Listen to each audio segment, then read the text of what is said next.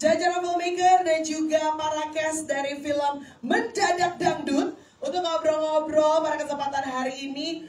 Kita undang bersama-sama, mulai dari jajaran filmmaker dulu. Aku izin mengundang ada Bapak David Setiawan Suwarto, eksekutif produser dari Cinemart. Yes, hai Pak. Merah meronah ya langsung ya. Oke, silakan Pak. Berikutnya juga sudah ada Bapak Indra Yudhistira, eksekutif produser dari Amadeus. Yeay. Ini benar-benar full color jadinya ya. Dangdut aku suka sekali. Terus juga tentunya kita akan menyambut sutradara kita bersama-sama. Ini dia Mas Modi Tio. Ini banyak yang ketawa-tawa Mas dari tadi Mas, terbahak-bahak sama filmnya, luar biasa ya. Alhamdulillah. Oke, silakan Mas Monty boleh di tengah. Dan juga kita punya jajaran cast dari film Mendadak Dangdut. Sudah hadir di sini ada pemeran Thomas, ada Sada Triyuda. Lalu juga ada pemeran Zul yang memang usianya pendek ya di film ini. Ada Calvin Jeremy. Lalu juga kita akan mengundang ada pemeran Risa, di sini ada Putri Patricia. Gua udah kayak backdrop loh di sini loh ya, udah kayak backstage segede gini masih ketabrak juga ya. Oke, itu berarti tandanya aku udah agak langsingan guys. Oke, berikutnya juga aku akan mengundang pemeran Rizal Maduma dan Dwi Sasono. Wow, ini dia yang datangnya diangkat ya. Oh ya, lanjut dulu. Oke, ada pemeran Yatno juga, ada Adi Sudirja. Lalu juga ada pemeran Tata Wika Salim. Di mana? Berdirilah nah.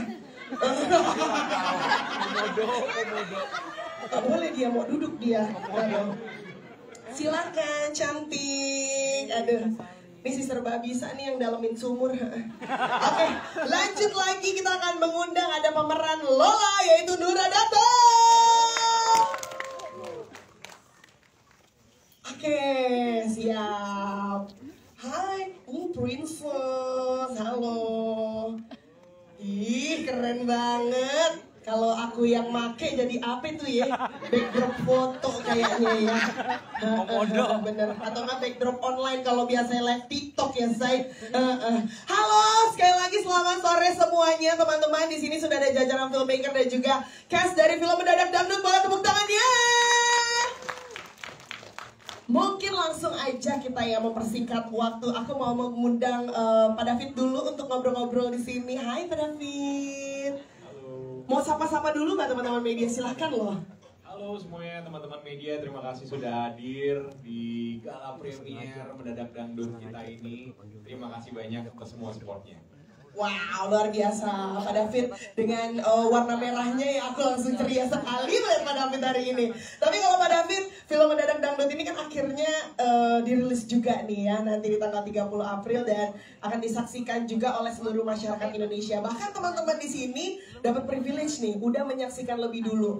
Tadi aku udah dengar banget ketawa-ketawanya teman-teman di sini, momen harunya di akhir-akhir filmnya. Nah, kalau dari Pak David sendiri gimana nih rasa excitement yang dirasakan di dalam diri Pak David? Boleh di-share dong ke kita semuanya di sini? Ini walaupun saya udah cukup lama di industri, tapi ini film layar lebar pertama saya. Jadi deg-degan sekali. Lagi mikir apalagi yang belum dikerjain ya. Jadi, apalagi yang kurang gitu, siapa yang belum diundang atau belum dibales. Tapi terlebih dari itu saya juga bersama-sama dengan Cinemart yang sudah 12 tahun tidak menghadirkan film layar lebar. Jadi ini film layar lebar kita kembali, film pertama kita kembali ke layar lebar, dan semoga kedepannya Cinemart juga bisa menyajikan film-film yang menarik, yang bisa menghibur dan membawa industri perfilman Indonesia jadi lebih baik lagi juga ke depannya. Amin, amin, amin, amin. Tapi dengan comebacknya Cinemart nih, mungkin ada harapan tersendiri dari Pak David untuk Cinemart di kedepannya? Tentunya semoga banyak orang yang terhibur dan ingin nonton dan penontonnya banyak dan bisa banyak spin off lagi depannya kalau dari obrolan sebelumnya. Oke, tapi emang ada karya-karya menarik apa sih yang sudah disiapkan? Spill dikit kali Pak David. Tapi kalau misalnya untuk karya berikutnya, biarlah itu buat presscon yang lainnya aja. Oke. Kita fokus ke 30 April nonton Mendadak Dangdut di seluruh Indonesia. Yes. Pak David, thank you so much loh udah hadir juga hari ini, dan sudah hadir juga ada Pak Indra Yudhistira. Hai. Halo. Pak Indra, ini luar biasa banget tuh. Tadi pas aku nonton aku bener-bener kayak ketawa, habis itu ada harunya, ketawa lagi. Dan aku dengar ketawanya bener-bener kita terbahak-bahak dan lepas banget ya. Karena kayak bercandaannya, kayak Anu itu kayak bercandaan setiap hari kita sebenarnya di rumah ya. Oke, tapi apa sih yang membuat Pak Indra sendiri begitu yakin nih dengan konsep dan juga cerita yang dihadirkan di film Mendadak Dangdut ini? Bahkan sebelumnya kan bentuknya masih ide, konsep, belum tahu nih kalau penyampaiannya ataupun acting dari teman-teman juga bisa menyampaikan pesan yang luar biasa seperti yang baru saja kita saksikan. Ya, pertama-tama terima kasih teman-teman wartawan, media yang sudah hadir hari ini. Ya, meskipun di luar hujan, mudah-mudahan ini jadi berkah buat kita semua. Nah, tadi saya sempat di samping dengerin reaksinya dan senang ya karena teman-teman tertawa gitu ya. Nah, memang pada awal kita ketemu, jadi saya sama Monty waktu itu lagi berpikir kita bikin film apa lagi ya. Jadi mungkin saya mau flashback sedikit teman-teman. Sebenarnya saya sama Monty bukan baru di industri film. Saya 20 tahun yang lalu pernah bikin film bareng Monty. Ya, dan yang sekarang adalah film 24 tahun ya. Ya ampun, aku belum lahir. Mungkin teman-teman media juga ada yang pernah mengikuti kita juga ya waktu itu ya. Saya lihat ada beberapa nama di sini. Nah, waktu itu ketemu, Mon, kita balik lagi yuk bikin film gitu. Nah, film apa yang akan jadi perdananya kita bikin gitu. Dan akhirnya kita putuskan adalah Mendadak Dangdut. Kenapa Mendadak Dangdut? Karena ada beberapa hal. Yang pertama, kalau teman-teman tadi nonton, mungkin ada yang relate juga ya sama story tentang ayah dan anak. Kebetulan saya punya anak cewek juga yang umurnya mirip-mirip gitu ya. Dan saya ngerasa bahwa masalah film tentang keluarga, film tentang ayah, hubungan ayah dan anak perempuannya itu sesuatu yang menarik yang bisa kita eksplor. Kedua, mungkin juga banyak di antara kita yang sebenarnya suka dangdut tapi yang mengakui suka dangdut gitu. Nah, jadi kita pikir bahwa ini soal benturan budaya, soal sebenarnya kita suka dangdut tapi kita nggak mengakui dangdut. Itu juga ramuan yang sangat menarik. Dan saya yakin Monty adalah salah satu orang yang jago meramu komedi. Makanya nggak heran tadi teman-teman ketawa ya, karena dari baca naskahnya aja udah ketawa gitu. Dan plus poinnya lagi adalah yang saya bersyukur ini teman-teman para pemain itu luar biasa ya mengeksplor. Contohnya yang Anya itu latihan nyanyi supaya dia bisa nyanyi dangdut gitu, dan latihan betul-betul luar biasa mau. Dan kalau nggak tahu ini pendapat saya ngerasa Anya di sini aktingnya yang paling terbaik gitu, ngelihat skala apa ya. Saya nonton beberapa filmnya Anya, ini pendapat pribadi ya, saya merasa di sini Anya betul-betul all out gitu ya. Dia nyanyi, dia aktingnya juga ada peningkatan gitu ya. Dan yang lain-lain, ada penampilan perdananya Adi Sudirja yang saya kira stealing scene di situ. Si pengusaha segala ada. Setuju nggak? Ini film perdananya Adi Sudirja dan I think dia stealing scene, banyak stealing scene. Dia berhasil banget. Kemudian tentu Wika ya, udah lama nggak main film, balik lagi juga. Perhatiin nggak tadi aktingnya tuh natural banget ya Wika waktu dia ngobrol sama Pak. Langsung banyak loh yang pengen jadi anaknya Mbak Wika loh, langsung biar diajak ke panggung. Natural karena emang beneran naksir Opi Kumis ya. Emang Mbak Wika nanya deh, emang segeli itu ya Kumis? Ya, dan masih banyak lagi, ada Nura juga ya. Nura kita lihat dia benar-benar explore ya aktingnya. Jadi saya ngerasa di film ini semua bagus banget. Putri Patricia comeback juga ya, tiba-tiba jadi polisi yang luar biasa aktingnya. Sada, kemudian Calvin Jeremy dan gitu. Jadi saya senang karena semuanya tuh all out gitu. Jadi saya merasa bahwa film ini harusnya mudah-mudahan menjadi semacam penawar juga, karena kemarin kita baru nonton film, dan kita bersyukur ya hari ini industri film Indonesia sekarang sedang menikmati hasilnya karena banyak film yang sukses dan kita sangat berbangga. Film Jumbo, film yang lain-lain ya, itu sukses semua. Jadi kalau kalian kemarin nonton film yang Mengharu Biru, terus nonton film yang serem-serem, hari ini kita nonton ketawa-ketawa ya, supaya pulang seneng, happy. Itu aja harapan saya. Iya, terima kasih banyak Pak Indra. Aku memang happy banget, aku lupa cicilan nonton ini. Tapi ada yang akan membuat kita happy juga loh. Kita akan sambut bersama-sama kehadiran dari Keanu.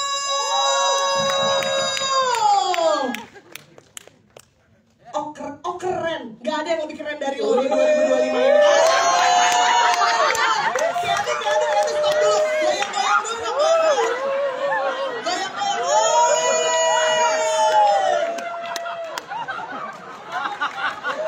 Mantap banget Keanu. Gokil. Keanu, kalau rambut lu kayak jenggot Keanu. Enggak maksud gue bagus gitu. Keren ya. Keanu, sepatu lu nggak keceklek.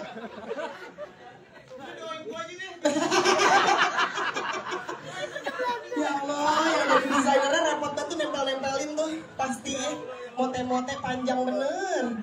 Keanu, boleh napas dulu, gue tahu sepatu lu tinggi banget. Iya, napas dulu. Sambil napas aku mau ngobrol dulu sama Mas Monty mungkin, boleh? Hai Mas Monty. Ini tadi banyak banget ketawa-tawa banget sama film ini, terutama juga dengan aktingnya teman-teman di sini yang gila banget sih menurut aku. Tapi kalau ngomongin soal dangdut, tadi kan Pak Indra sempat bilang banyak orang yang malu sama musik dangdut, tapi sebenarnya kayak joget juga gitu loh.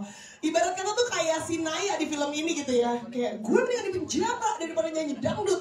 Tau-taunya pas ada dangdut, ada hentakannya ternyata. Gimana sih Mas Monty sendiri mendevelop nih sesuatu yang ini kan benar-benar identitasnya Indonesia banget di dangdut gitu. Silakan Mas Monty mungkin sekaligus menyapa teman-teman di sini. Halo semuanya, terima kasih sudah menyempatkan untuk hadir. Benar-benar senang banget kita semua bisa ada di sini, teman-teman juga. Buat yang mungkin usianya udah agak tua kayak saya, perkenalkan dulu nih ada Gene Simmons dari Kiss. Kalau ada yang tahu band Kiss ya, ini ada Gene Simmons. Nggak tahu tua banget katanya. Oke, thank you semuanya ya untuk bagaimana tadi meramu dangdut ini ya untuk menjadi tontonan di sebuah film ya. Tadi sebagai iya maksudnya developnya pasti sulit banget nih karena kan musik dangdut sendiri udah identitas banget nih ya. Gitu. Yang pasti nggak sulit kalau buat kita yang benar-benar memang tumbuh kembang sama dangdut ya. Saya kan anak 90-an, kita boleh dibilang kita ini generasi analog. Kita tumbuh kembang sama Arafik, ya kan, sama Rhoma Irama dan sebagainya. Jadi kalau mau dibilang susah sih sebenarnya jujur enggak gitu. Karena ya kita sampai jadi remaja pun, sampai SMA pun kita sebenarnya masih dengerin dangdut. Nah, tantangannya sebetulnya adalah bagaimana bisa membuat dangdut relevan di segmen kota besar. Karena sebetulnya waktu tahun 2006 pun itu salah satu tantangan yang paling kita rasakan ya. Kalau teman-teman yang masih ingat di tahun 2006 itu sebetulnya dikotomi antara musik dangdut itu sebagai musik non kota besar sama musik kota besar itu masih kental sekali, nggak kayak sekarang. Jadi itu tantangan itu kita bisa jawab alhamdulillah dengan film sebelumnya gitu. Makanya justru sekarang saya melihat bahwa ketika dangdut 13 tahun setelah itu bahkan sekarang udah merambah ke festival-festival musik ibu kota ya, yang anak-anak muda juga senang, koplo dan sebagainya. Justru ini adalah the perfect time untuk mendadak dangdut make a comeback gitu. Karena saat ini menurut saya musik dangdut sudah bisa lebih diterima di lebih banyak kalangan dibanding dahulu. Oke, tapi mantap banget sih. Aku tadi mencoba kayak nyari-nyari apa ya jalan ceritanya yang sedikit berbeda. Oh ternyata pemeran utamanya punya adik di film yang ini. Terus ada sedikit drama tentang ayahnya ya, merawat ayah dan segala macamnya. Sama aku ngerasanya kayak lebih banyak poin-poin ketawanya kalau di film Mendadak Dangdut yang tahun 2025 ini. Nah, gimana sih kenapa Mas Monty akhirnya menambahkan poin-poin itu yang mungkin tadinya kita waktu nginget yang 2006 kayaknya nggak kayak gini nih gitu. Terus ada sesuatu yang baru gitu. Kenapa akhirnya menambahkan poin itu Mas Monty? Ya karena pertama dan utama ini bukan remake kan. Banyak yang bertanya gitu bahwa ini reborn kah, reboot kah, remake kah? Enggak, ini ceritanya baru aja, fresh. Makanya apa yang hadir di sini yang teman-teman lihat sebetulnya adalah ya bentuk dari sebuah film, sebuah cerita yang mengakomodasi dangdut di zaman ini gitu. Jadi benar-benar fresh gitu. Jadi kita nggak mencoba untuk mengulang yang sudah pernah ada. Tapi kalau kayak pendekatan yang membuat film ini relevan di tahun 2025 tuh apa sih yang Mas Monty lakuin? Satu hal yang menarik adalah yang tadi saya bilang itu kan, fenomena yang cukup mengejutkan terutama buat Gen X kayak saya ya. Kita ini generasi analog yang merasakan perpindahan analog ke digital, musik dangdut dari dangdut klasik ke dangdut koplo yang sekarang sampai ke dangdut EDM gitu. Kita merasakan fase-fase perubahan-perubahan itu. Anak 90-an salah satu generasi yang paling banyak geger budayanya.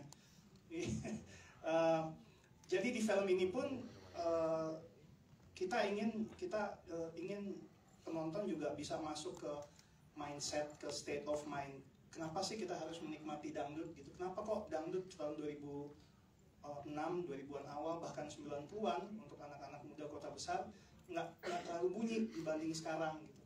Jadi apa yang membuat dangdut sekarang bisa lebih diterima gitu? Itu yang kita coba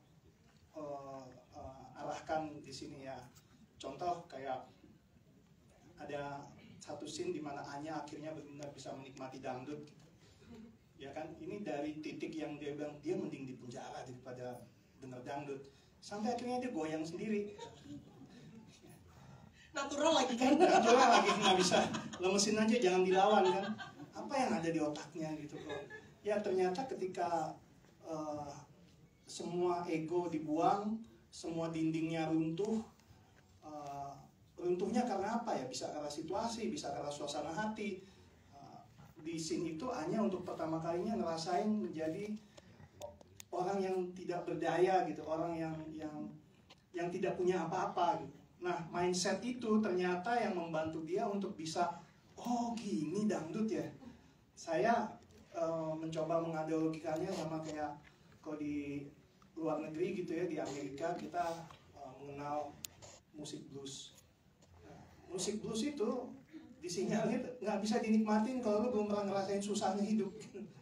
Ya, jadi emang lu harus ngerasain dulu hidupnya susah baru bisa nikmatin blues. Nah, seperti itu dangdut yang mungkin kita coba tampilkan di sini ya, bahwa kalau pengalaman hidup anak-anak ini belum beragam, dia tidak akan bisa mencapai spektrum menikmati dangdut. Jadi memang harus bisa merasakan kehidupan dari berbagai sisi, atas, tengah, bawah. Oke, dan susah itu kan gak mesti harus tiba-tiba bangkrut gitu ya, tapi bisa dengan berbagai macam situasi yang ada di hidup ini ya. Betul, namanya susah kan nggak harus berarti finansial kan. Betul. Ya kayak di cerita ini hanya dia terjebak kasus pembunuhan. Ya, itu susah juga. Iya. Punya kejebak di teman yang suka minjem cepet juga itu susah juga tuh kita dulu. Susah. Tapi Mas Monty kalau aku tadi nonton ya, kayaknya tuh banyak banget momen-momen konflik cerita yang disampaikannya tuh kayak bahasanya tuh dengan musik dangdut sendiri. Nah meramunya gimana sih biar kita tuh kayak oh kok sama lagunya jadi relate juga dengan ceritanya gitu. Terus tiba-tiba ke bawah lagi sama ceritanya, ada lagi lagu dangdut yang juga masuk nih gitu. Gimana sih Mas? Ngomong-ngomong soal dangdut, ada Rizal sama Duma. Ini keren. Mantap. Waduh. Rizal sama Duma. bakal banyak show. Keren. Iya. Kirain saya nih, Wak. Udah duduk aja. Nggak apa-apa, kacamata keren banget. Mantap. Jadi di tahun 2006 dia cuma punya satu keyboard Bluetooth ya. Di tahun 2025 sekarang dia produser dangdut legendaris. Wih, masuknya digotong. Jangan sedih, kayak keranda.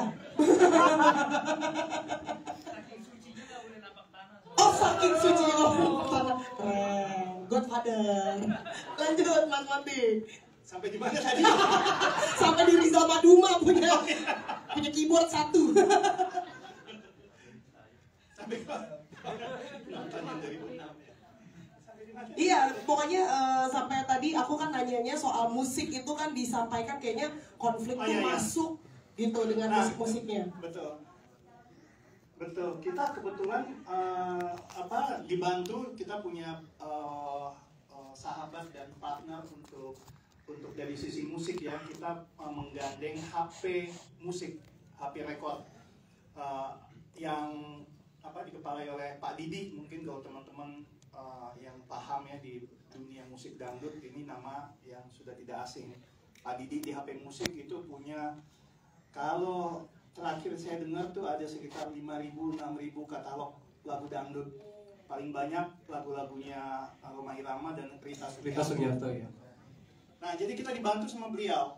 Kita dikasih katalog musik dangdut, ada sekitar 5 buku tebel gitu. Nih, lu pilih. Ini semua lagu ada di gua. Aduh. Ya, jadi itu ya kenapa akhirnya kita bisa memilih beberapa lagu yang sesuai dengan scene. Wow, luar biasa. Jadi emang kayaknya setiap apapun hal yang terjadi di hidup kita sebenarnya ada di salah satu lagu dari 5.000 lagu itu ya. Iya, pasti ada. Sebenarnya tinggal cari aja ya Mas ya. Keren. Tapi terakhir buat Mas Monty, aku penasaran, apa sih yang membuat Mendadak Dangdut ini spesial dibandingkan sama karya-karyanya Mas Monty yang sebelumnya? Dari tadi Ini personal banget jawabannya. Memang di tahun 2006 itu Mendadak Dangdut buat saya pribadi adalah sebuah pembuktian juga sih. Saya pertama kali keluar dari kantor sebelumnya, jadi benar mengadu nasib sebagai karyawan freelance di luar, dari yang tadinya karyawan kantoran ya, sekarang jadi freelance. Dan di awal itu, di tengah semua ketidakpastian, di tengah semua ketakutan, ini besok makan apa nih, udah nggak ada gaji gitu kan. Mendadak Dangdut ada di situ, jadi buat saya emang ini secara personal sangat sentimental sekali cerita ini. Wah, tepuk tangan dong buat Mas Monty, terima kasih banyak, luar biasa. Nah, kita lanjut, kalau tadi udah ada jajaran filmmaker, sekarang kita ke cast-castnya nih. Kita mulai dari siapa dulu? Dari Sada dulu. Hai, Sada Halo. Triyuda. Halo. Kamu jahat ternyata ya. Aku Masa sih? nyangka Mas. aku sebel sama kamu ngejebak Naya. Sada, Yes. kalau dari Sada sendiri ada nggak sih perbedaan apa yang kamu perankan di sini jadi Thomas dengan apa yang pernah kamu perankan di acting kamu sebelumnya, dan apa yang membuat kamu kayak wah beda nih gitu? Yang paling jelas sih aku sebelumnya belum pernah meranin peran antagonis, peran jahat. Tapi kamu emang muka kamu baik banget sih Mas. Aduh makasih. Maaf, udah bersuami. Jadi ya, jadi ini pertama kali dikasih kesempatan untuk meranin karakter Thomas ini yang sebenarnya agak tricky nih. Jadi waktu pertama kali aku coba baca mendalami ke karakter Thomas ini, aku ngeliatnya sebenarnya nggak jahat, cuman punya perspektif yang agak berbeda aja dengan orang pada umumnya gitu. Jadi lebih ke psychologicalnya aja yang berbeda gitu. Jadi kalau misalnya aku ngebayanginnya gini ya, kalau misalnya teman-teman semua ketemu orang yang seperti Thomas dan tanpa mengenali Thomas secara dalam gitu ya, secara dekat, itu melihatnya ya kayak orang biasa aja gitu ya kan, kayak seorang manajer atau produser musik biasa gitu, friendly dan segala macam gitu. Tapi mindsetnya dia yang ada di dalam kepala dia itu sangat berbeda gitu dengan orang pada umumnya Jadi dan itu yang menurut aku menjadi tantangan yang cukup berharga buat aku. Apalagi Thomas ini juga jadi peran pertama buat aku sebagai antagonis. Wow, dan sampai sekarang aku ngeliat Sada aja bawaannya pengen nelfon BNN gitu ya. Jangan dong. Saking mendalami banget gitu perannya di sini gitu ya. Oke, terima kasih banyak Sama-sama, Sada. terima kasih. Oke, tepuk tangan boleh. Kita berlanjut, ada Calvin Jeremy. Hai. Insya Allah umur panjang ya, walaupun di film ini kayak sian banget nih, Matthew. Pemeran Zul ya. Iya. Halo Calvin, aku kan kalau mengikuti karirnya Calvin Jeremy gitu ya, sebelumnya kan filmnya horor nih, terus kalau sekarang meninggal tapi gak gentayangan ya. Bedanya. Nah, awal mulanya banget deh dapat peran ini, gimana ceritanya, terus apa yang membuat itu spesial sampai seorang Calvin Jeremy, oke deh mau jadi Zul nih gitu. Yang pastinya saya bersyukur sekali karena bisa terlibat dalam satu film, salah satu yang legendaris di Indonesia. Sekali lagi tepuk tangan dong buat Pak Monty dan juga Pak David yang sudah merilis Mendadak Dangdut gitu ya. Jadi buat saya nggak pikir dua kali lagi untuk bisa terlibat di film Mendadak Dangdut gitu. Dan menarik juga sih karena ternyata menjadi peran mati itu cukup sulit ya, justru lebih sulit loh dibanding ada boleh dialog. napas kan, soalnya gak boleh napas kan, kalau naik turun hidup ya kan. Itu saya 2 jam, 3 jam kita terlentang gitu? Iya terlentang. Karena kalau saya misalnya duduk nanti nggak continuity kan. Oh, iya. Orang artnya nanti harus berdarah lagi duduk. Yaudah di sini aja. Jadi ya selama terlentang itu Pak Monty lewat mau minum nggak Pak gitu. Aman Pak gitu 2-3 jam gitu ya. Terus nggak boleh napas saya. Jadi kalau misalnya napas Pak Monty lihat, napas. Perutnya turun. Katanya aktor. Ayo ngobrol. Nggak bercanda. Tapi luar biasa banget lah gitu. Jadi saya merasa bahwa dia 4-5 hari syuting karena mungkin Zul juga secara kalau misalnya secara teknis scene-nya nggak terlalu banyak, tapi ini jadi pengalaman yang luar biasa banget. Jadi buat saya begitu di call Mami Ivo ada Mendadak Dangdut nih, oke gas. Pertamanya saya tuh ini gaffer, jadi ternyata ada peran kan, jadi mantap. nggak lucu ya. Enggak, tapi apa usaha. Nah pokoknya intinya ya senang banget bisa terlibat di Mendadak Dangdut ini. Semoga ini bisa menjadi box office juga, menjadi salah satu film terlaris di Indonesia ya. Wow, amin. Tapi emang tadi pas Calvin keluar sih aku yakin kayak Calvin baik nih, siapa yang jahat nih ya gitu.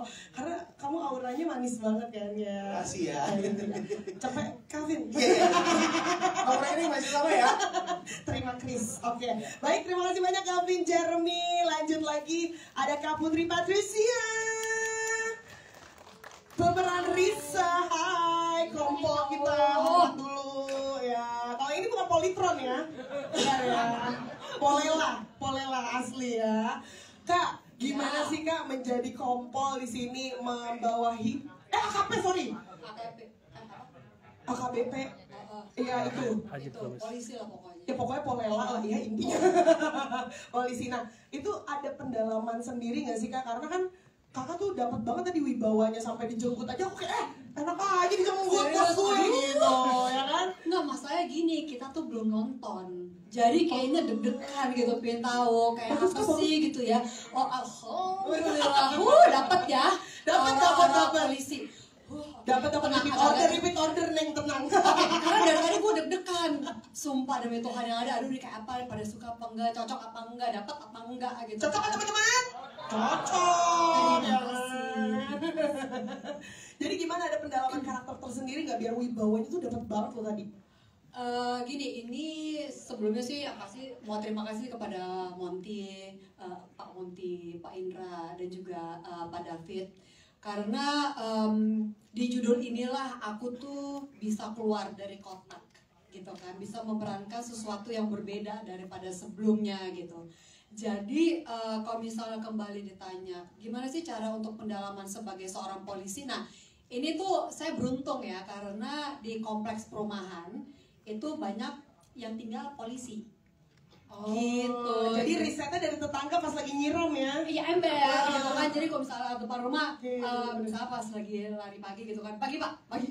gitu. Jadi gini caranya, jadi cukup tegas gitu kan jawabnya. Jadi ya lumayan sih, risetnya nggak perlu harus jauh-jauh, cukup sekeliling. Pagi-pagi bangun pagi mereka lari, nah gue tontonin aja udah mereka tinggal bilang selamat pagi pak, sore pak gitu. Jadi ya itu paling cuman kemarin yang mesti harus agak usaha adalah kan tadi kelihatannya kalau ngambil pistol pakai holsternya itu kan ya, dan kebetulan kakak saya itu punya bisnis memang bikin holster gitu, cuman holsternya tuh berbeda dengan yang dipakai waktu kita syuting. Jadi yang untuk syuting kan untuk demi keamanan ya, jadi mereka tuh ada kayak kunci khusus.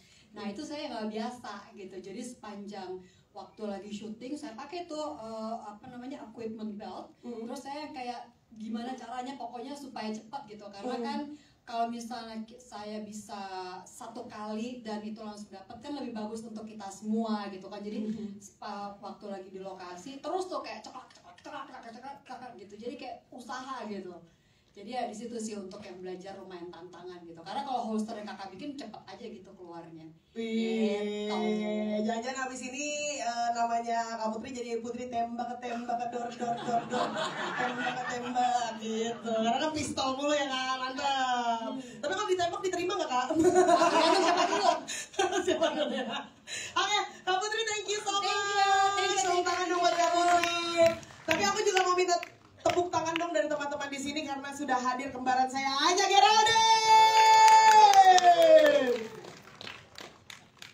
Masya Allah, tabarakallah, lucu banget nih. Aduh, kalau saya yang pakai pita ulang tahun jadinya. Yang hidup neng. Biasa lagi belajar gilanya. Gila mah udah nggak keliling aja gue. Gue ngeliat Keanu, gue pengen nyatok aja dari tadi. Oke, tapi lanjut lagi kita ke Mas Rizal Maduma. Assalamualaikum. Waalaikumsalam. Mas Dwi Sasono, kabar baik Mas? Baik dong. Ih, keren banget. Kabar semuanya? Baik. Senang banget. Mas, ini tadi, wah keren banget sih. Maksudnya perjalanannya dari 2006 yang kayak ya cuman hamba Allah kan di 2006 kan waktu itu dengan berbekal satu keyboard.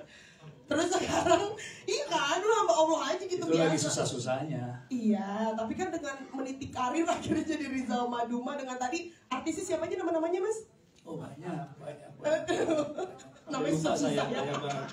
Iya, tapi gimana nih Mas, maksudnya dengan pengembangan karakter yang dari sebelumnya menjadi Rizal Maduma yang sekarang gitu, ada nggak riset-riset yang dilakuin, mungkin jadi flashback dulu mengenang lagu-lagu dangdut zaman dulu misalnya, atau kayak mengikuti tahun ke tahun perkembangan dangdut seperti apa atau gimana Mas?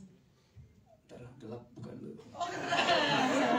Gue juga tadi pertanyaan gue sih sebenarnya cuma gue enak kan lebih tua kan. 19 tahun loh. Dari 2006 ke 2025 ya Pak Mon. Dulu tuh sampai sekarang tuh nafas dan darah tuh dangdut gue udah mengalir sebetulnya. Jadi udah nggak perlu calling lagi. Ya itu film pertamaku dulu. Pertama kali dari nol, dari nggak ngerti apa-apa sampai terus lanjut terus film-filmnya Pak Monty terus jalan gitu. Jadi apa ya, bisa dibilang Cinemark, Pak Monty dulu dulu sama Rudy Reload itu sangat berjasa untuk hidup saya sampai sekarang. Kalau nggak ada mereka mungkin saya nggak bisa seperti sekarang. Khususnya Pak Monty, kayak sudah bener-bener saya itu sudah tahu Monty maunya seperti apa gitu. Jadi kalau saat kita kolaborasi bersama tuh udah dari jauh lihat-lihatan mata aja udah tahu, oh Monty nggak suka. Oh, jadi gue kasih yang lain gitu. Tapi perjalanannya Rizal selama 19 tahun, dari dia seorang pemain keyboard tunggal sampai sekarang dia menjadi seorang produser ternama yang namanya tuh bagaikan seorang dewa gitu. Itu nggak tahu kan orang kemana dia sampai tiba-tiba begitu. Baru saya mau ngomong. Wah, nanti ada spin off ini. Sepertinya dia bertapa di goa. Sampai makanya saat dia apa nongol aja itu digotong sama orang-orang gitu kan, dia luka namanya gitu kan, dia seperti apa ya, malaikat yang turun ke bumi gitu loh. Jadi sebegitunya apa ya Rizal gitu, yang dia bisa membawa Naya juga namanya menjadi bersinar di dunia dangdut gitu. Jadi dia tangannya dingin melahirkan penyanyi dangdut terkenal gitu. Dan namanya harus unik, kayak Yaya Adudu. Ya pasti dulu ada juga Isma Duma kan. Iya. Dia ciptakan itu Isma Duma, makanya sekarang terkenal dengan lagunya Jablay, terus akhirnya sekarang dia menjadi Rizal Maduma. Kalau dulu namanya masih Rizal Saleh Al-Katiri. Itu namanya dia dulu. Sekarang jadi Rizal Maduma, keren sih. Tapi apa sih yang paling menarik gitu di film ini yang menurut Mas sendiri membawa karakter Rizal Maduma jadi lebih beda? Apa? Part apanya tuh? Pokoknya part bucul dia semuanya keren di sini. Bikin keren sama Monty. Digotong ya, datangnya aja, in frame-nya aja udah digotong begitu, udah. Wah, itu sih kalau diambil di take out nggak asik gitu, Mon. Itu harus ada memang. Iya. Harus digotong ya. Oke, nanti kayaknya datang gala digotong juga nih Mas. Oke, ini bagus tuh. Yang gotong siapa ya? Makasih banyak Mas. Ya, terima kasih. Bisa luar biasa. Oke, kita lanjut lagi ke ini dia. Kenapa bintik-bintik muka? Oh, glitter. Ada Yato ini di Sudirja. Enggak, kirain Bele. Ini make bagus-bagus kayak gini, kok bilang belo itu. Iya, mau kurang ajar lo. Udah. Makanya kan gue cium dulu. Makanya tadi lu duduk berdiri di sini ngeliatin apa? Enggak, bintik-bintik itu kenapa kayak tahun baru. Hai. Halo. Gimana nih pengusaha Serbaya nih kalau tahu nih. Udah kaya apa belum nih? Udah kaya lah. Udah kaya, bisa dalemin sumur tadi, perpanjang STNK juga bisa ya? Bisa, semuanya bisa ya, Tony mau apa kau? Semua bisa. Iya, datangin politronnya bisa dia. Polisi sinetron. Tapi waktu baca skripnya ada bayangan nggak sih penyampaian yang kamu sampaikan tuh bisa sampai selucu tadi loh? Iya lucu. Iya. Ya lucu teman-teman. Lucu kan, ketawa ya? Iya lucu lah. Jadi pertama kali baca skripnya tuh kok masih ingat waktu itu di kantor Sirbakna dikasih skripnya sedikit dan itu situ aku bisa ketawa sendiri loh, kok kayak aku ya gitu, kok yang dulu kok kayak aku gitu. Tapi mungkin aku yang udah levelnya itu udah nauzubillah min jalik gitu lah. Pokoknya bukan Adi Sudija yang kayak gini tapi lebih parah lagi gitu. Terus ya udah casting dan jadi. Akhirnya sampailah ke titik ini. Sampai ke titik ini. Cuman aku mikir kayak gini, Yatno ini bisa semuanya. Dia nggak punya anak, nggak punya istri. Terus dia bisa paes pengantin, pasang susu benar segala tadi, macam, punya kontrakan, punya reparasi. Penasaran dia belakangnya dulu itu seperti apa gitu. Nah, orang penting kayaknya nih Yatno nih sebenarnya ya. Iya, kalau bencong salam lo bilang apa? Astagfirullahaladzim. Iya kan? Nah, aku tuh mikirnya gitu, ini apa gitu. Dan Pak Monty juga nggak ngasih tahu ini dulunya siapa. Tapi akhirnya ya aku tarik-tarik ke belakang, coba-coba digali-gali biar enak kan kita mainnya. Akhirnya ya kayaknya iya deh, kayaknya orang-orang yang dulunya itu agak ya kan. Nah terus tapi dia udah mau uzur kan, jadi tobat. Iya mikirnya kayak gitu Pak Indra. Betul. Ya kan, gitu dulu rambutnya panjang kan udah digunting sekarang. Kan dia bisa mangkas, bisa salon, bisa segala macam. Benar. Paes pengantin di garis bawah itu itu. Sulam alis bisa juga. Gak mungkin laki-laki normal bisa sulam alis. Gak simetris ya. Gak simetris gitu. Mau pakai katanya pakai apa namanya? Apa itu kalau bangunan? Pondasi. Bukan. Apa? Tiang. Bukan itu kayak apa untuk meratakan itu? Semen. Waterpass. Iya, itu. Oh, itu. Tetap gak lurus kalau laki-laki yang buat, tapi kalau iya tuh lucu. Oh. Gak nyangka padahal kelihatannya manly banget loh. Manly dari mana? Manly semua kayak gini. Gitu. Ini minus rambut aja kalau pakai rambut mirip kayak anu juga. Iya, bener. Ada wignya harusnya hari ini. Iya lagi. Enggak, udah selesai. Oh iya, lagi. Lagi ya. Ada lain banyak aku enggak. Gila pokoknya. Kenapa sih? Ya udah harapan untuk film dangdut. Jangan ketawa jawab. Gak apa-apa. Oh iya. Jadi tadi hujan, terus macet di mana-mana, terus aku gini, aku ini kan Pisces ya, Pisces ini kan karma ya mulutnya ya, mudah-mudahan ya. Iya. Siapa yang Pisces? Iya kan sama kan, ya kan kalau ngomong jadi langsung terjadi gak sih? Ya kan? Ih, serem juga jadi lu ya. Kita lagi ngobrol ini. Oh iya, asik banget teman arisan. Nah, terus aku gini, mudah-mudahan penontonnya sebanyak air hujan ini ya gitu. Karena lebat, gitu. Amin, tepuk tangan yuk boleh ya. Gitu. Ya gitu itu harapannya kayak gitu. Karena memang benar kata Pak, siapa tadi yang ngomong? Siapa? Bapak Indra. Orang udah horor, udah segala macam. Pak David orang kaya. Nah, orang udah horor, udah anak-anak, tiba-tiba ini ada komedi Keanu lucu banget kan. Jadi memang harus box office. Keren. Amin. Terima kasih banyak Besti. Nggak ada lagi. Udah. Kita mau bikin skripsi, gue banyak banget pertanyaannya. Ya udah lanjut. Iya. Ada Kawika. Tapi sebenarnya aku castingnya sebagai Naya loh.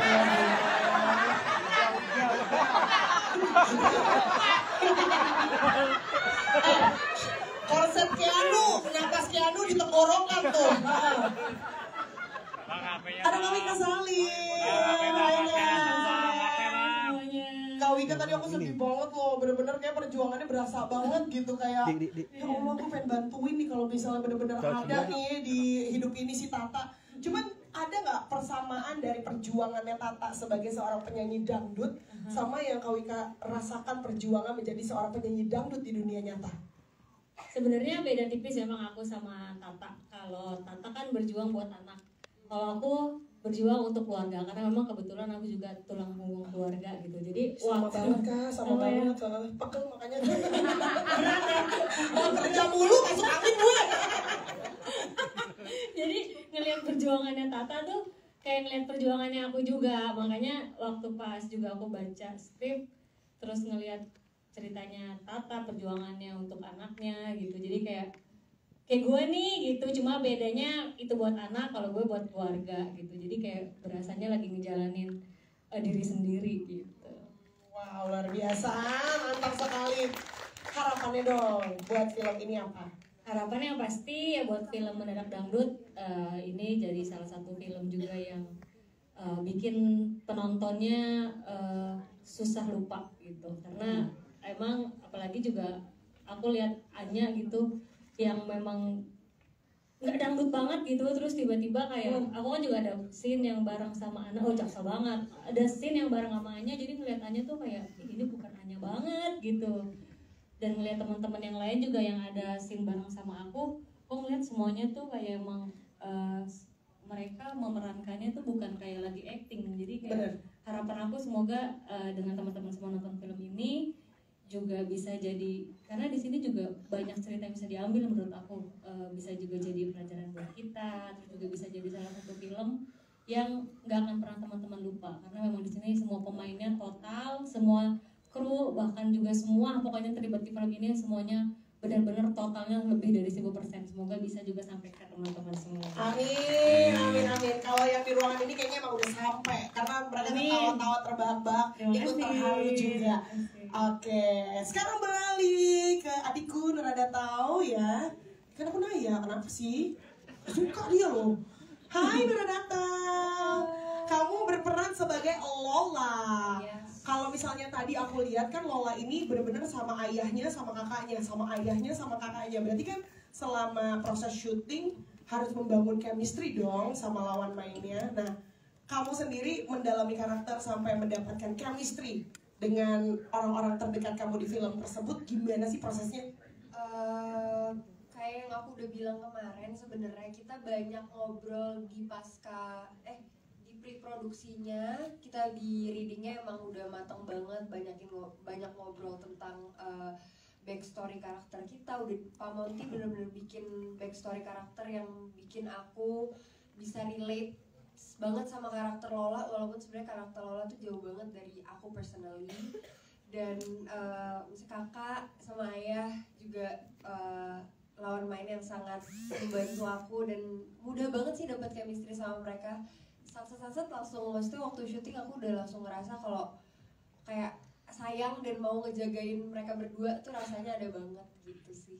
Mudah sekali. Mudah sekali ya. Tapi part mana sih yang jadi favoritnya kamu banget yang menurut kamu kayak chemistry lagi dapet banget nih? Sebenarnya ini agak-agak cerita aja sih ya. Waktu scene, ingat gak sih kalian scene yang naik mobil kita baru nyampe Singalaya? Kan itu aku gak bisa nyetir ya. Aku tuh gak bisa nyetir. Bohong. Tapi bener aku yang dorong di belakang kan? Yang dorong kayak ada 5 anak art gitu dorong mobil itu. Jadi didorong mobilnya aku nyetir. Ini anak orang ada nih pasti gak bisa nyetir. Orang ada nih pasti. Suka naik motor. Iya bener-bener.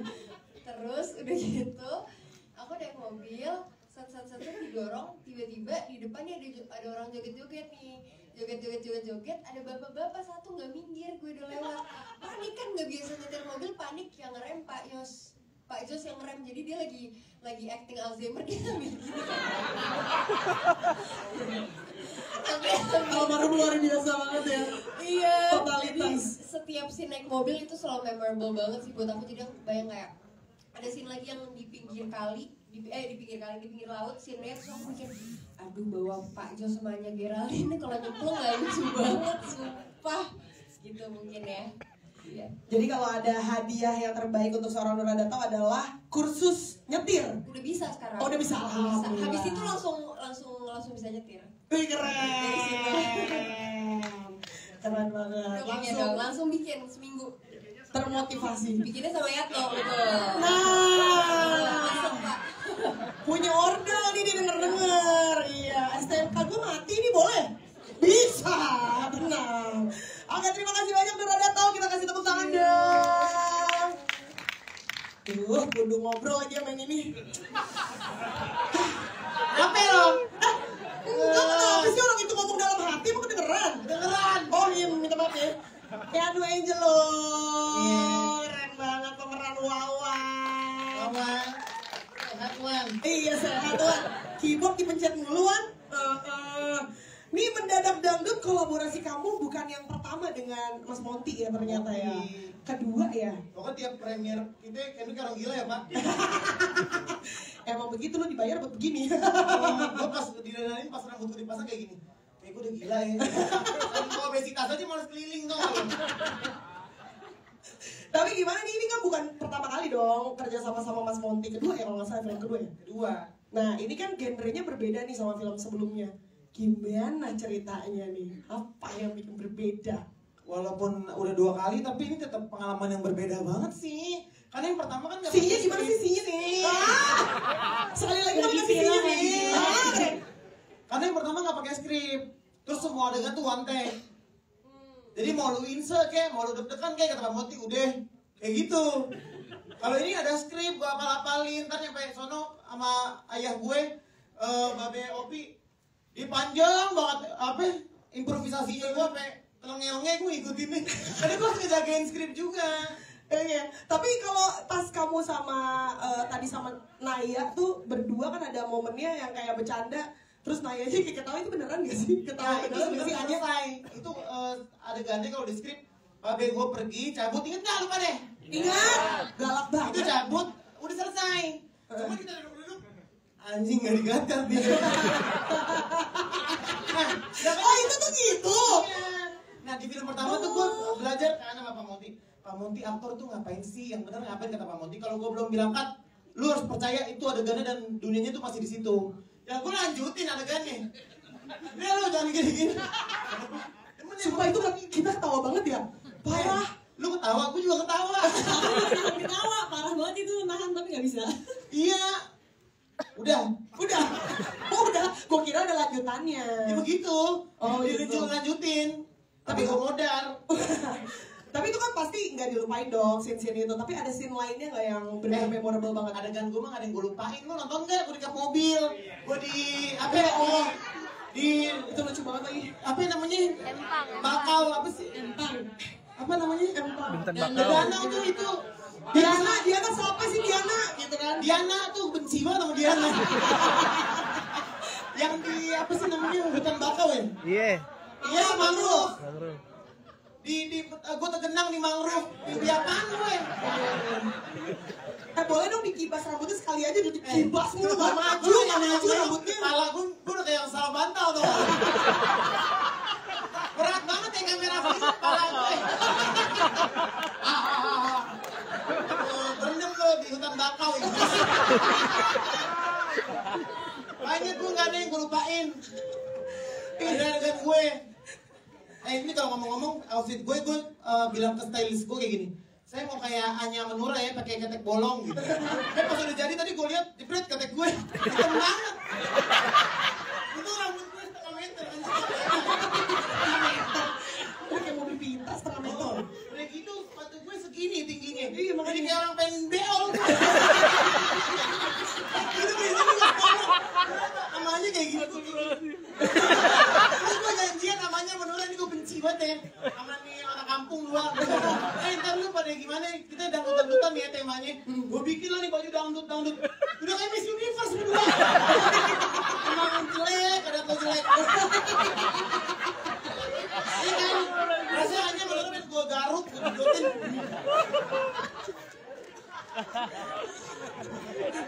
Emosi. Ya udah, tapi ini rambut gue. Emosi. Dia gak bilang tadi buat turap, berarti kan kelas nyetir. Hadiahnya kalau dikit tensi dah ya. Marah mulu gue tiap. Iya, ada lagi mau disampaikan? Enggak ada mau nyampein, aku mau nanya udah apa belum nih? Udah. Tapi tadi gue seneng sama kata-kata lu, temen mendakjal sama setan. Iya, kalau nggak ada ajal hantu aja yang Masya Allah. Terakhir dong harapannya dong buat film ini. Dengan actingnya Keanu yang luar biasa loh. Actingnya loh. Itu biasa aja. Tinggal apa biar red naik. Semoga film ini. Gue lempar. Ini kalau harapan gue orang nonton terhibur. Kalau udah terhibur lu cerita lagi ke orang. Dan lu pendem pecah di perut kayak kegitar. Ngerti nggak? Ngerti? Udah makasih deh. Ya makasih ya. Keanu keren banget Keanu. Keyboard nggak dibawa keyboard? Ini deh keyboard. Keyboard komputer tapi. Buat ngetik. Ada Anya Geraldine. Hai. Anya, kamu kan di sini nanya kayaknya benar-benar ngambil perhatian kita banget ketika kita nonton ini tadi. Walaupun para cast belum pada nonton katanya ya. Cuma tadi kita udah nonton duluan dan gila banget menurut aku kayak gila, ngerti gak sih ngeliat Anya tuh jaksel, paham gak? Tapi di sini gue ngeliat tuh dangdut men. Keren men, tepuk tangan dong. Dangdutnya dapat banget loh. Tapi gimana nih, apa yang mau disampaikan melalui karakter ini buat teman-teman dan masyarakat di seluruh Indonesia? Berat ya pertanyaan berat banget. Aku lagi mikir apa yang mau disampaikan ke orang-orang lewat karakter yang aku mainin ini nih. Mungkin kalau secara personal apa yang mau aku sampaikan tuh kayak gini, aku udah dikasih kesempatan sama Pak Monty, sama Sinemart, sama semuanya udah dikasih kesempatan dan kepercayaan untuk memerankan peran Naya yang mungkin challenging buat aku as Anya nih gitu. Di situ aku harus belajar nyanyi, habis itu juga nyanyi dangdut, ada juga joget-jogetnya, dan juga kalau bisa dibilang tadi kan kalian semua udah nonton range actingnya itu juga nggak gampang gitu ya.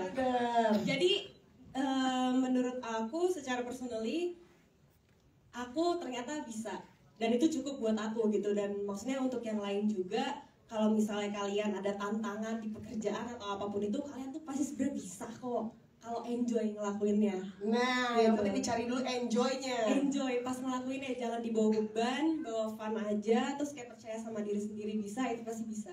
Karena jujur pas syuting itu sama semuanya bener-bener enjoy banget. Beneran kayak nggak syuting, kayak kita main-mainin gitu. Makanya bisa dapet scene yang bener-bener natural banget tuh tadi ya. Iya, seru, jadi seru banget. Jadi ya mungkin kalau dari aku itu kalau buat Anya ya. Oke. Tapi kalau yang paling menantang seorang Anya Geraldine, scene yang mana sih, atau mungkin ada lagu yang mana yang susah banget nih gue bawainnya? Lagu yang mana ya? Kayaknya lagu yang duet sama Keanu itu deh. Pak Monty inget gak sih judulnya? Terlanjur basah sama terlanjur ngondeknya. Terlanjur gila kali. Iya. Nggak sih susah banget. Iya, jadi ada terlanjur basah itu kan judulnya. terus dia tuh range vokalnya semana, terus aku harus masuk juga di situ yang jadi aku harus ninggiin suara aku kira awalnya wah kayaknya nggak bisa nih, terus kata Pak Monty malah kayak apa orang India ya yang itu lagunya. Ya, di situ kalau teman-teman ingat ya lagu Terlanjur Basah itu kan suaranya Anya tinggi banget tuh. Saya justru bilang ini saya kayak dengar suaranya almarhumah Elia Kadam. Kalau masih ada yang ingat ya, itu suaranya kan yang tinggi, melengking dan khas banget. Jadi oke, saya pas dengar pertama kali, wah ini sih jadi nih. Masya Allah. Intinya ya lemesin aja jangan dilawan. Nah, ini sih yang lemesin aja. Iya, hentakannya udah dapet banget tuh hentakannya gitu teman-teman. Tapi tadi kalau lihat kan kita sampai credit title tuh tadi di lagu-lagunya juga semua beneran nama mereka loh. Jadi mereka yang menyanyikan bener-bener lagu-lagu yang kita dengarkan tadi. Tepuk tangan dong. Anya, Keanu sama Kak Wika tuh tadi ya, keren. Oke, terima kasih banyak seluruh cast dan juga jajaran filmmaker. Sekarang waktunya mungkin kalau teman-teman di sini ada yang belum jelas, mau ditanyakan, mau mendalami tentang film ini, silahkan. Boleh diangkat tangannya dulu, aku cari pertanyaan yang pertama. Boleh nanti dari tim publishers akan membantu aku memberikan mikrofonnya. Silahkan, boleh angkat tangannya Kak. Oh malu-malu kakaknya. Yang tinggi. Halo. Mana? Kakak yang mana ya? Oh yang pakai masker kayak wibu, mantap. Taya. Kan dibuka maskernya, Iya benar. Halo. Boleh berdiri Kak biar kita bisa melihat kamu. Oh ada kamera juga di belakang, apa-apa. Namanya siapa, dari media mana, dan pertanyaannya silakan. Selamat sore, saya Tari dari VOI. Ada 2 pertanyaan. Yang pertama untuk Anya. Anya karakternya di sini kan cukup dekat ya dengan situasi sekarang gitu. Jadi anak tertua dan jadi tulang punggung. Peran ini apakah punya kedekatan sama pengalaman kamu pribadi sebagai Anya? Terus ada adegan-adegan yang menunjukkan itu gitu. Yang kedua untuk Keanu, aslinya Keanu sama Fajar Nugrah sih. Kan banyak kalian adegan interaksi yang kayak penuh komedi. Itu ada nggak sih adegan yang spontan atau atlet gitu? Dilanjutin. Terima kasih. Oke, terima kasih banyak Kak. Silakan boleh dijawab. Anya dulu. Langsung ya.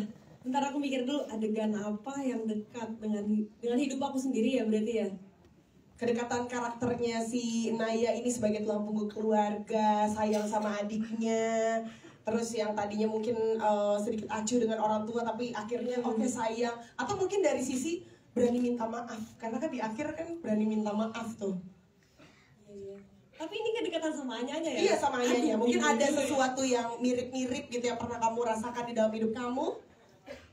Iya, mungkin kalau yang mirip-mirip itu ya ada dulu sempet ada perasaan kayak gak begitu dekat sama orang tua. Tapi by the time aku hidup, by the time aku semakin dewasa, aku makin lama makin mengerti dan aku makin memaafkan atas apapun yang misalnya pernah mereka lakukan atau mungkin pernah bikin aku sedih gitu. Kayak seiring berjalannya waktu, kejawab sendiri dan akhirnya ngertiin sendiri, bisa ngerti juga mental health-nya orang tua gue tuh ternyata begini, begitu, jadi ngerti gitu. Nah terus pas peranin Naya ini, Naya kan juga seiring berjalannya waktu dia kan juga mengerti bahwa ayahnya, oh sebenarnya ayahnya nggak jahat kok, sebenarnya ayahnya tuh ya ada reasonnya, reasonable juga. Nah jadi ya mungkin dari situ ya kesamaannya. Oh dan kalau aku in real life aku punya adik tapi cowok. Kalau di sini Naya punya adik tapi cewek, Lola gitu. Jadi ada rasa kayak mirip-miripnya kayak gue harus jagain adik gue harus selalu sama keluarga gue gitu-gitunya. Oke, terima kasih Anya. Siapa yang malu? Keanu. Gitu aja marah loh. Keanu sayang, cantik, manis, peri kecil. Ih gila ya, dipuji kayak gitu. Iya cantik juga cantik. Iya bener-bener sabar, peri kecil ayah. Jadi gimana? Jawabannya. Oh itu ya, aku sama Fajar banyak yang spontan apa enggak? Kalau spontan sih banyak banget ya. Contoh aja nih, yang gue di apa? Kelelep tuh di hutan bakau. Itu kan adegannya cuma kayak Keanu kelelep sama skrip gue kan. Nah tiba-tiba pas dia lari dia nimpukin gue, bangun lo. Itu kan juga gue nggak sangka-sangka kayak gitu. Terus kayak banyak juga kita diskusi, ada yang janjian misalnya kayak yang gue tebas juga loh. Itu tuh dari Babe Opi. Coba gini jawabnya kayak gini gitu tuh banyak.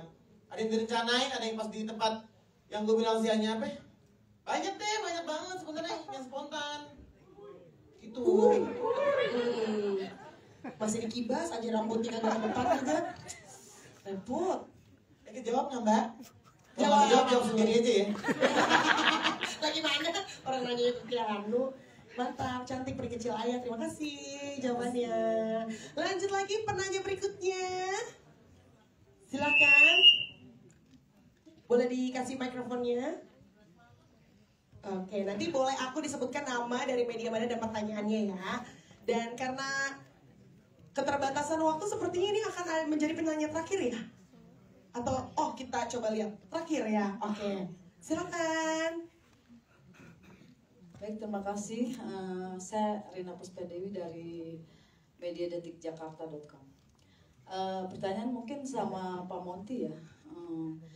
Kenapa sih harus pakai judulnya itu mendadak dangdut yang udah pernah dipakai gitu kan? Sebenarnya ini mengangkat dangdut saja atau jadi kan orang berpikir ini reborn gitu kan? Ini reborn kah atau apa seperti yang tadi Bapak jelaskan ya? Kenapa nggak pakai judul lain yang asli dengan generasi yang baru, milenial baru kan, dengan untuk mengangkat dangdut yang untuk kedepannya, kenapa harus pakai nama yang reborn justru gitu? Alasannya apa Pak Monty? Terima kasih. Terima kasih banyak Mbak. Mas Monty silakan. Iya, makasih Mbak. Justru kita kan nggak mau pakai reborn atau remake atau segala macam ya. Tapi kenapa harus mendadak dangdut lagi? Karena buat saya title mendadak dangdut itu sendiri itu kurang lebih udah merangkum semua yang memang kami ingin ceritakan dalam tema besar di film ini, bahkan dari film yang tahun 2006. Jadi kenapa mendadak dangdut? Negara kita ini kan unik ya, 17.000 pulau, berapa ribu suku dan keragaman gitu.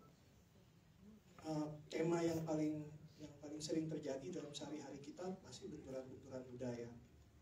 Benturan budaya, culture clash, dari akibat dari pertemuan keragaman itu di kota besar terutama, dan Jakarta adalah tempat kuali masak dari berbagai unsur keragaman itu di seluruh Indonesia.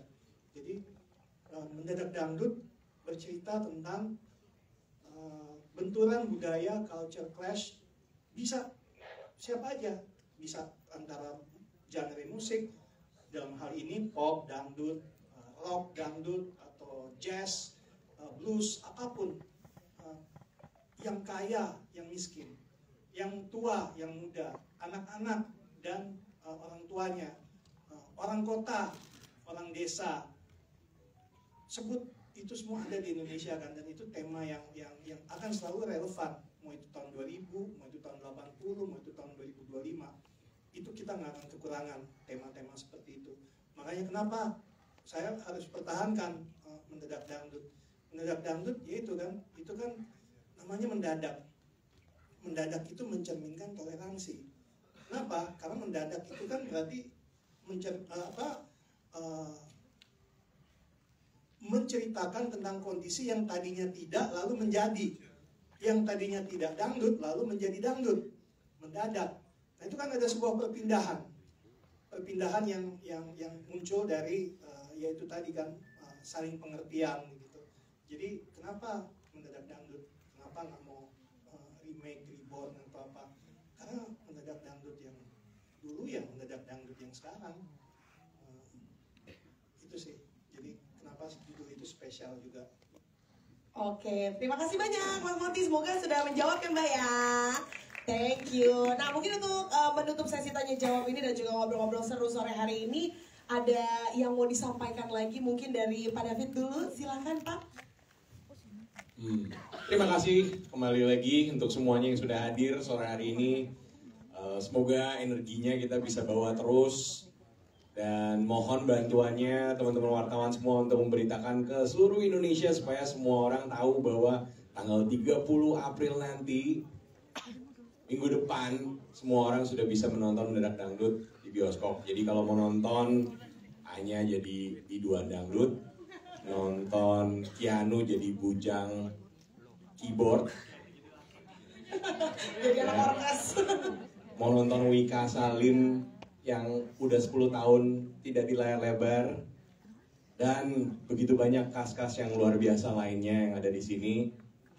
Datang ke bioskop mulai 30 April nanti. Yeay, terima kasih banyak Pak David, Pak Indra. Mungkin mau menutup dengan sebuah statement untuk teman-teman media di sini, silahkan.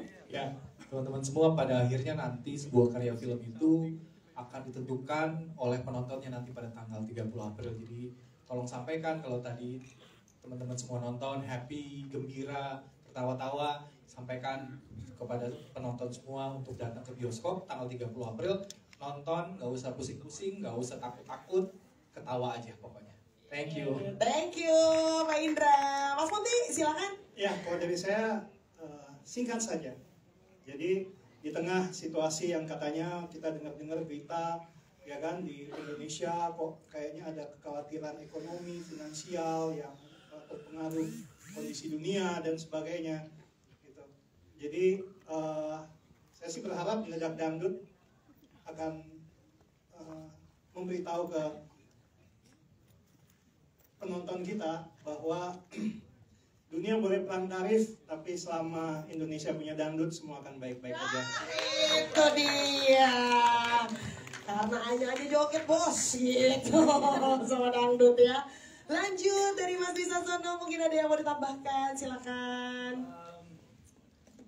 Oke, mari kita ramaikan, kita joget bersama dan bernyanyi bersama nanti 30 April 2025 di bioskop. Mendadak Dangdut.